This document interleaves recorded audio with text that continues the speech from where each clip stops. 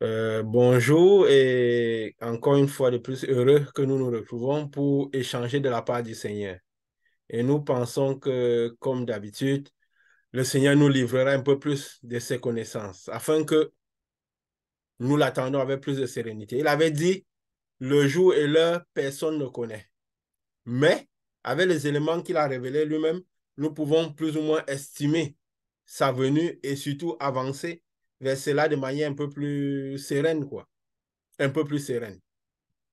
Nous avons parlé des choses très intéressantes la fois passée. Nous avons cherché, nous avons connu un peu plus la nature profonde de ce Dieu. La nature profonde de ce Dieu. Et nous avons vu différentes facettes, quoi. Nous avons parlé la fois passée de un peu de cette tour de Babel, que à l'époque déjà, il reconstruisait parce que le malin a toujours voulu accomplir son plan. A toujours voulu accomplir son plan, en poussant les hommes justement à manifester d'une certaine manière. Déjà à l'époque, ils étaient en train de se réunir sous les mêmes valeurs, sous les mêmes, comme il est écrit, sous le même langage. Donc, dans le sens, sous la même expression, quoi, la même manifestation. Et déjà, cette manière de faire ne plaisait pas à Dieu. Il avait dit, voilà, ils se réunissent sur la même façon, ils construisent une tour qui vient, qui arrive jusqu'au ciel. Parler de la même, ils ont tous un même langage, donc une même manifestation, une même expression. Et nous voyons, le malin essaie encore toujours de reproduire la même chose. Il a fait pendant des générations et tout, et Dieu a toujours agi de la même manière. Il est descendu pour dissiper cela. Et nous voyons un peu tout ce qui se passe en ce moment avec les enseignements que Dieu nous a donnés, que nous allons toujours un peu dans la même direction. Dans la même direction. Si nous voyons un peu tout ce qui s'est passé ces derniers temps, quoi. Et depuis, nous l'avions dit au mois de juin que le monde ne sera pas de tout repos jusqu'à la venue de notre Seigneur.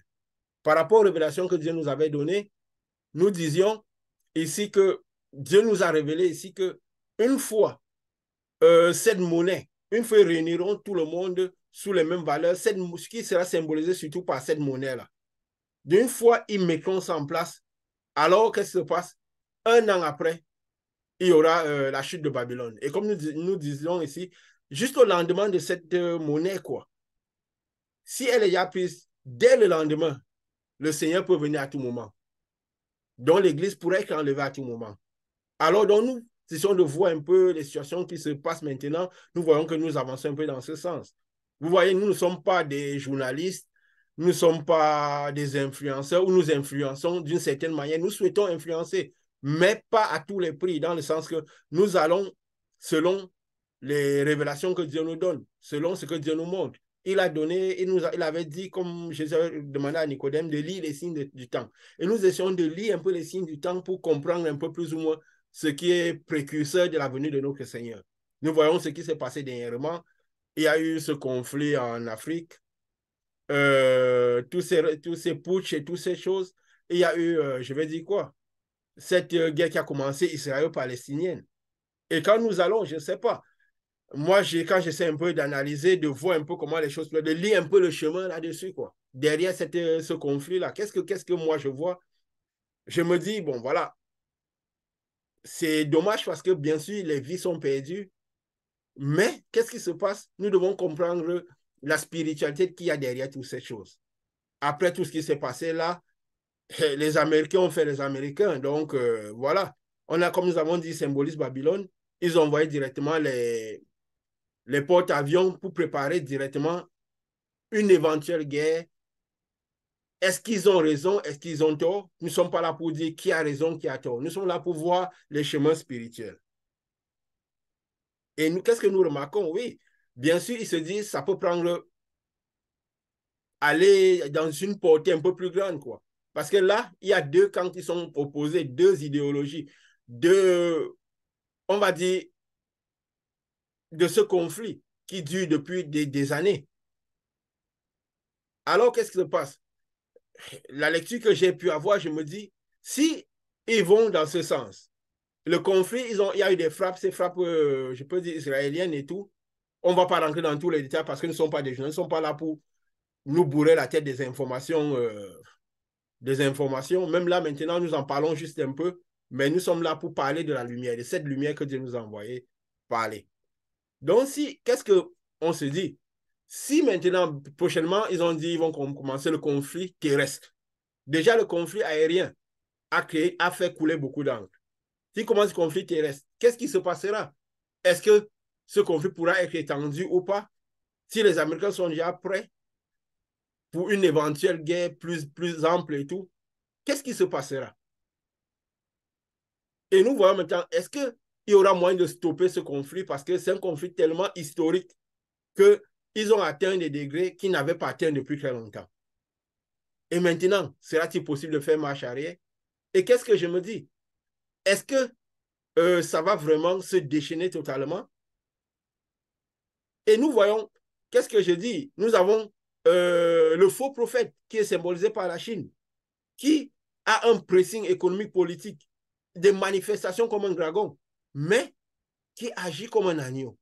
On a l'impression qu'elle ne se prononce pas, elle est là, mais on se dit quoi? Quand on voit un peu la lecture, on se dit, peut-être sont les seuls qui pourront mettre un terme à ce conflit. Parce qu'ils ont un peu de relations en même temps avec les Juifs qu'en même temps avec les Palestiniens. Et même Poutine, le président russe, on a l'impression qu'il se réjouit même de cette guerre, qui un peu peut discréditer un peu plus l'OTAN, les Américains, pour montrer peut-être que voilà, comme il dit, ce colonialisme, je ne sais pas comment ils vont mettre ça. Mais, et si ils arrivent à un point où le seul moyen pour déposer les armes, peut-être, c'est la création de deux États. Et que c'est peut-être que la Chine qui est la seule, de même comme ils avaient réussi à terre un peu, à mettre ensemble les Iraniens et l'Arabie Saoudite. Peut-être que s'ils réussissent, peut-être à mettre ensemble aussi, à faire arrêter cette guerre au dernier moment, quoi.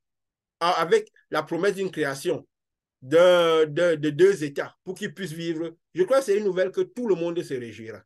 Tous penseront que, ah ben tiens, la paix peut-être peut être entrevue de manière durable. La paix peut être entrevue de manière durable. Et qu'est-ce qui se passe? Ça sera aussi, je crois, un discrédit à l'Occident, à l'Amérique et tout. On voit que ça peut aller un peu dans le sens que Dieu nous a révélé ici. Et s'ils arrivent à cela, à mettre là, je crois que le monde se réjouira. Ils diront paix, paix, paix. Comme la parole dit, quand ils diront paix, paix, paix, alors surviendra une ruine soudaine. Donc peut-être que s'ils sont allés dans ce sens-là, et qu'est-ce qui peut faire de sorte que ça soit plus durable? Peut-être que pour changer vraiment de camp, pour que cette idée de monde multilatéral où personne ne domine plus personne, qu'est-ce qui peut, pour que les valeurs que le BRICS va amener soient plus solides, certainement, il faudra une monnaie pour l'économie, pour que tout pays puisse jouir maintenant, que les pays soient plus libres, qu'il n'y ait plus cet impérialisme comme ils l'appellent et tout. Donc, on voit qu'on part dans un scénario qui peut se produire, quoi, dans ce sens-là. Un moment où d'ici, en janvier, il est prévu que les 6 membres qui ont voté du BRICS, qui vont rejoindre le groupe des 5 qui étaient déjà là. Donc, c'est en janvier. Qui sait, peut-être si ça va dans ce sens, nous sommes en fin octobre, peut-être d'ici là, il y aura déjà un scénario pareil avant, et que quand ils diront paix, paix, joie, joie, joie, et alors là, comme la parole dit, surviendra une ruine subite. Pourquoi? Parce que peut-être le ciel sera retiré et des personnes pourront migrer. Les premiers, ceux qui sont, je veux dire quoi, l'église de Dieu, ceux qui ont le Saint-Esprit pourront migrer et cette lumière va arriver fortement sur tout le monde. Donc, c'est un peu, je peux dire quoi, cette petite lecture spirituelle que j'ai eu à lire. Je ne sais pas ce que vous pensez de cela, quoi. Parce que c'est quoi? Nous devons voir les chemins du Seigneur dans cela. Essayer de retrouver le chemin qui pourra nous approcher de plus en plus de la venue de notre Seigneur pour que nous avancions de manière sereine. Je ne sais pas ce que vous avez pu mettre un peu, voilà. Si vous avez eu quelque chose, vous a noté un peu par rapport à tout cela. Oui, je pense que la lecture que tu apportes va un peu en droite ligne avec ce que nous disons ici, que le BRICS, le monde multipolaire, l'envie de pouvoir réunir les gens sous une même valeur comme la Tour de Babel, pour, comme nous l'avons annoncé ici depuis longtemps. Le conflit israélo-palestinien, comme tous les conflits qui sont récemment survenues dans le monde ont commencé par davantage exposer la faiblesse de l'Occident, notamment les États-Unis qui pilotent l'Europe et tout le temps, tout un mur de défense, leur accord militaire qu'ils ont fait pour pouvoir défendre et pouvoir vendre leur culture et leur civilisation à tout le monde entier, leur domination dans tout le monde entier. Aujourd'hui, on a le conflit entre l'Ukraine et la Russie qui a révélé davantage leur faiblesse parce que ça a réveillé tout le monde entier avec le fait que les États-Unis ont commencé à faire pleuvoir des sanctions impossibles et incroyables à la Russie. Et le dollar, qui est comme leur arme économique dans le monde, avec lequel ils dictent toute leur volonté à chaque pays, on est maintenant face à une situation là où tout le monde se rend compte qu'on est fragile si on continue à fonctionner avec le dollar. Mais les gens le savaient avant, mais il n'y avait pas de réponse en face. Et le faux prophète aujourd'hui est celui qui a assez de fonds, qui a une stabilité économique, une croissance. Nous voyons aujourd'hui le FMI qui recommande la Chine pour pouvoir soutenir le développement, apporter le développement à beaucoup d'autres endroits, aider à regresser les économies, et même de l'Occident, les économies des États-Unis et même de l'Occident, malgré le combat qu'ils sont en train de tenir depuis tout ce temps-là. On voit que la Chine ne fait que prendre de l'espace dans le monde. On a le conflit israélien, non, le conflit iranien et saoudien qui s'est fait taire par l'intervention de la Chine.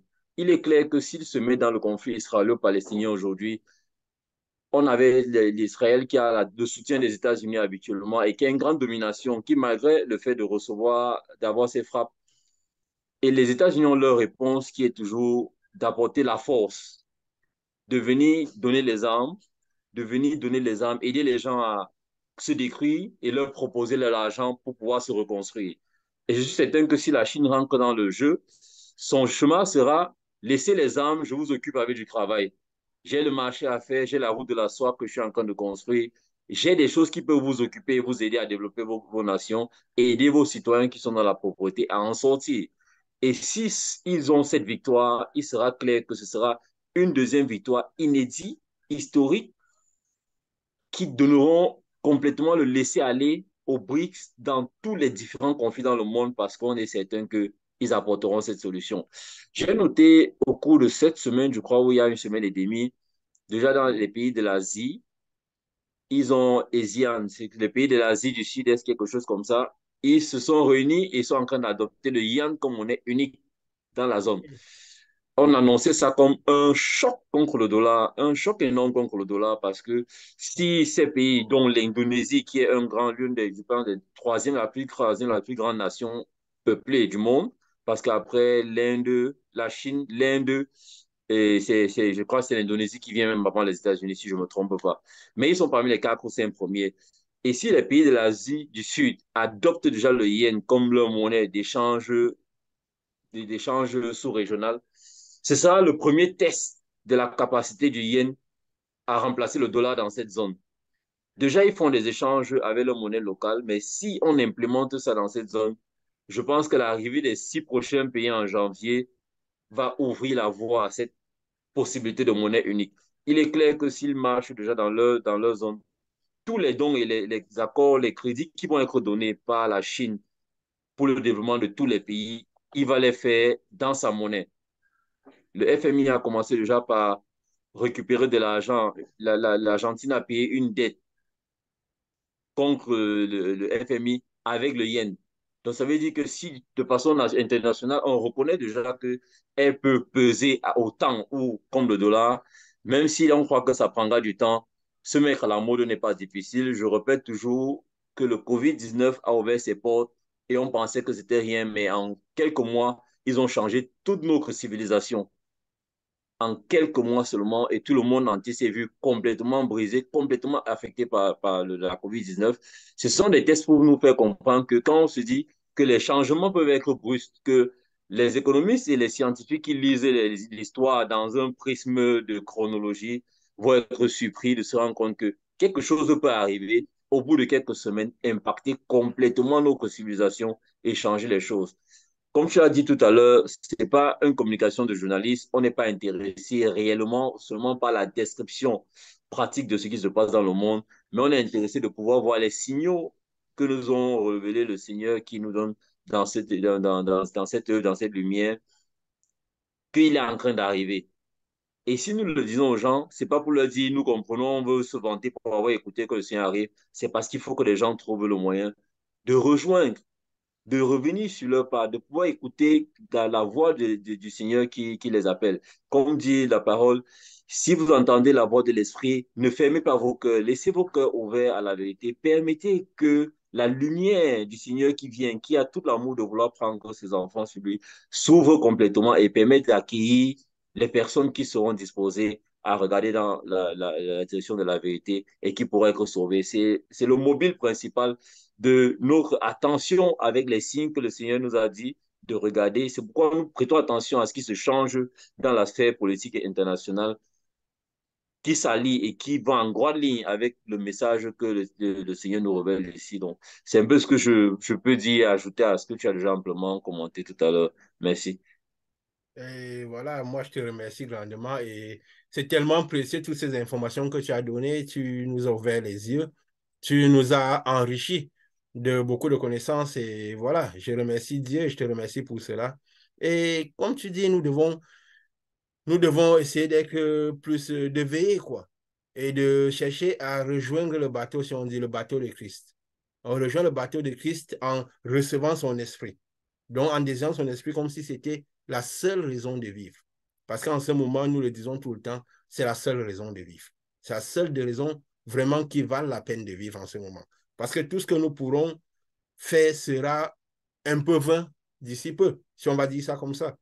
Donc, voilà, nous invitons les gens justement à se donner plus, se donner plus. Et nous allons continuer à prendre de cette lumière-là. Nous avons vu tous les mécanismes qui peuvent nous pousser à... Parce que je crois qu'on ne peut pas dire beaucoup plus hein, sur ce sujet-là, quoi. Voilà. Donc, on ne peut pas rester dire beaucoup plus parce que ce qui a été dit, c'était précis, c'était clair et tout est là. Donc, nous allons chercher à continuer à prendre plus de cette lumière, à interagir avec cette lumière.